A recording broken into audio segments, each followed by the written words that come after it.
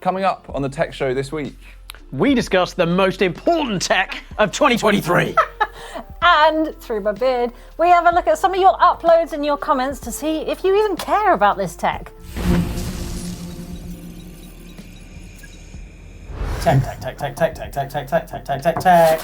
I don't know if I can do this for the entire. I'm going to get a hairball. Anyway, most important tech. Who are you? Oh, well, Mrs. I thought Claus. Santa was here. There you go. I'm probably covering okay. up the mic. I'll move that over there. Anyway, so the most important tech to come out of 2023. We've had a lot of it, actually. And it's only shows like this that remind me what's kind of come out. Because it feels like an age ago that Autoshift and ABS came out. Now, don't lynch me, guys. I know it's GMBN Tech, but it's big tech, wasn't it? And our man Jonesy says that ABS braking is a game changer. It's completely changed his riding. And we hate the words game changer here, but it has changed his game apparently. And like even 3 years ago, it would have been sort of something science fiction. Like your bike is going to auto shift and be in the right gear for you, and you'll just like have the right cadence. It's really cutting edge tech. It's really cool. Like so, it's not only wireless, but it's like auto shifting. You remove your shifter. What are you saying, Isaac? I think it definitely, because it's not a specific EMTB technology. You know, obviously it's been pioneered in that platform, but it definitely has the potential to come across to regular bikes, so it's something that we definitely should be talking about. It's not just like an engine thing, and it makes me laugh because obviously ghost shifting has been such a like a problem. That's something that you try and fix. Oh no, my bike's shifting by itself, and now it's actually good, which I think is just kind of ironic, but it's definitely interesting to see what happens with it. I mean, I hated automatic gearboxes in cars the first time that came out, where they just rev up hills and stuff, but then now I think they're really good, and I think it's a joy to drive automatic, so I'm on board with it. And we're seeing auto shifting coming into gearboxes as well, so that's non-e-bike tech. I might be on board with that. Speaking of gearboxes, that's probably a good thing. I know it's not released this year, but they seem to be taken more seriously. But I think gearboxes have always been on the profiterole. Christmas theme joke there. Sorry, everybody. I've been on the kind of like at the edge of things, and then now kind of like more and more that are coming into the mainstream. And I think if you're living and riding in really claggy, really shitty conditions all the time, well, why not hide all those sensitive, delicate bits inside a box? Is what happens on other off-road bikes, whether they're sort of, they've got engines, but actual motocross bikes. So it'd be really interesting to see how it develops. I guess T-Type is one of those things that has been an amazing invention this year. Obviously, we've had wireless for a while. We've had SRAM access, but the T-Type Eagle transmission brought about the removal of the derailleur hanger. That's big news. That's a big deal. Yeah, I mean, also I've got to say, like, SRAM did win the marketing battle on that. Like, there wasn't, on my Instagram feed, I didn't see anybody else standing on their rear mech. Like, it was just everybody standing on their rear mech. I've never done that on a rear mech. No, I've never But now with thought about T-Type, you can, if you need to reach up for an apple or a pear and a tree, now you can now stand on your rear mech. A partridge in a pear tree. Christmas themed. Brilliant. Love it. Excellent.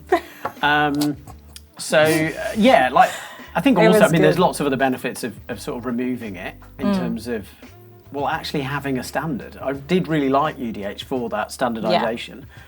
So, And that's still there for anyone who's not got a T-Type transmission. They still benefit from that UDH, which I think is a great thing.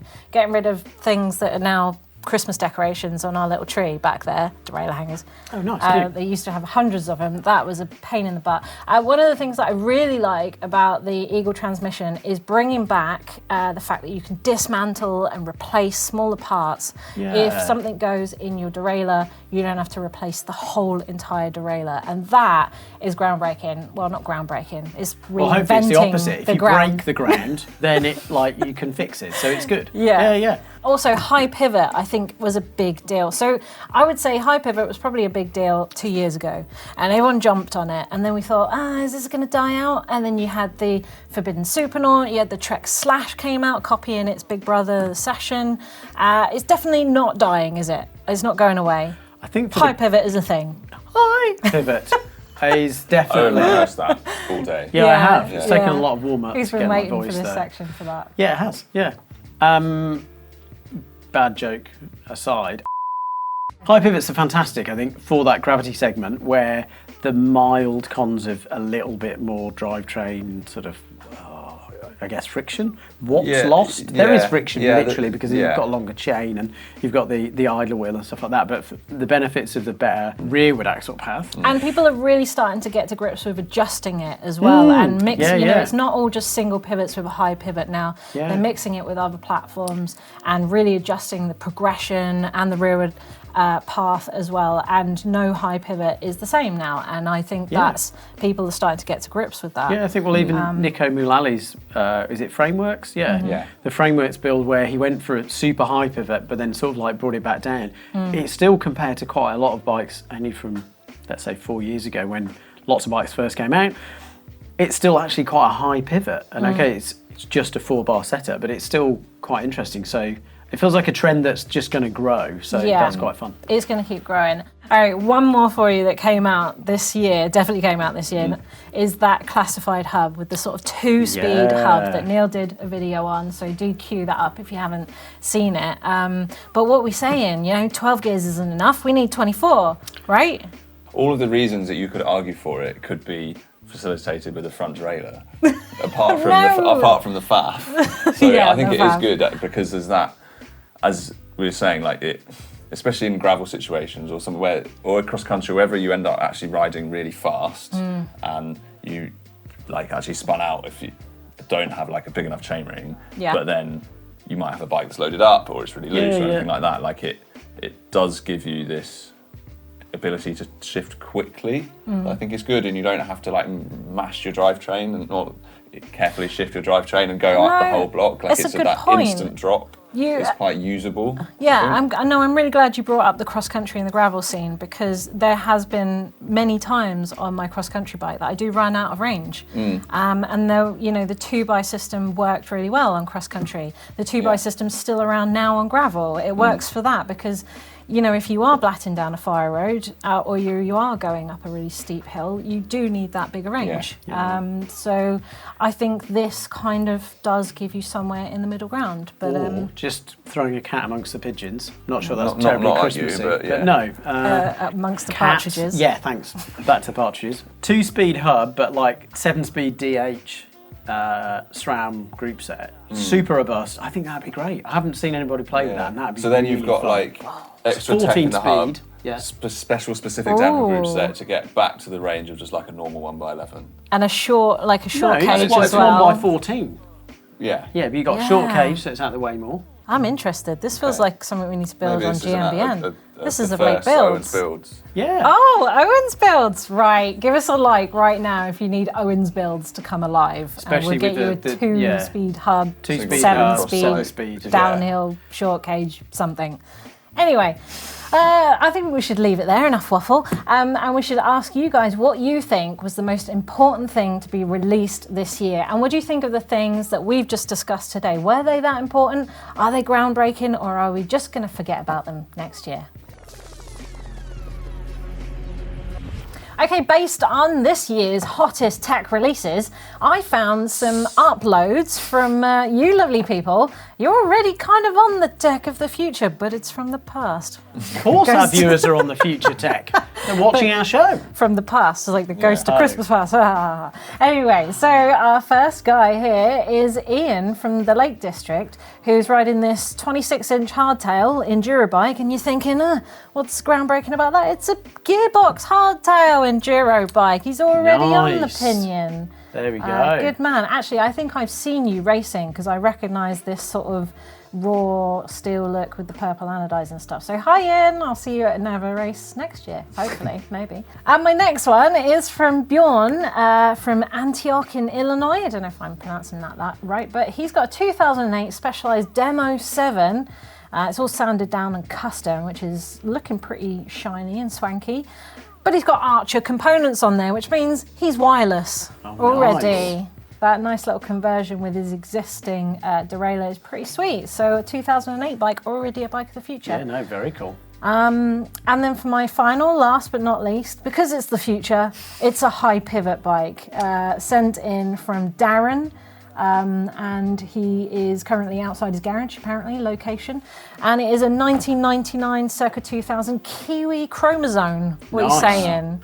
Yeah, I super have cool. no idea what that is. Unsurprisingly, Kiwi brand. They made quite a few DH bikes. Oh yeah. Do you know if they were high pivot as well? No, they didn't all do. Okay. They did a mix. So that one, yeah.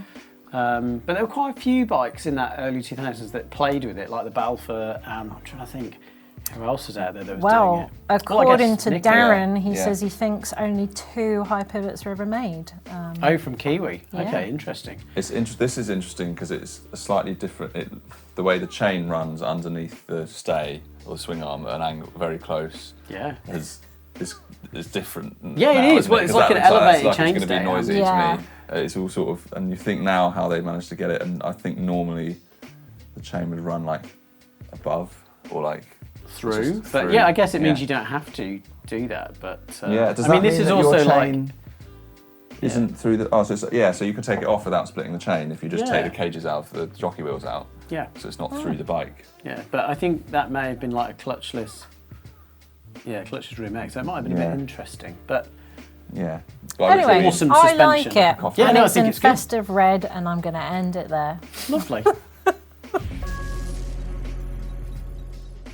Next, we've been looking at some of your comments from the hottest tech that we'd like to see, these new releases. We've got one from John9777 who's talking about the classified hub gears, who says, really interesting piece of tech. Let's hope enough dentists keep buying it so that they keep making it and the price trickles down. Oh, yeah. Well, let's hope people keep buying it. Yeah. Yeah, I wouldn't don't mind like these that. anti-dentite comments, to be honest. I think we should just skim over. We do all need the dentist. So Yeah, we do. Yeah. Cool. And then we've got from the Gamix gearbox DH bike, we've got someone switched to a Nikolai Argon with a 12-speed pinion and a belt drive a few months ago. Love the feeling. Back wheel is much lighter, which makes sense because there's no cogs on Much there. less So you're going to sensible change weight, exactly. Even on a hardtail, it's an amazing feeling. And the back of the bike is much more controllable than his Trek Fuel. So yeah, interesting to see how gearboxes, belt drives will all develop. So yeah, really interesting. I've seen a couple of those Nikolai gearboxes out in the Bike Park Wales, actually. Really? People, Wow. when they're on them, they love them, but Right. conversion is going to be slow.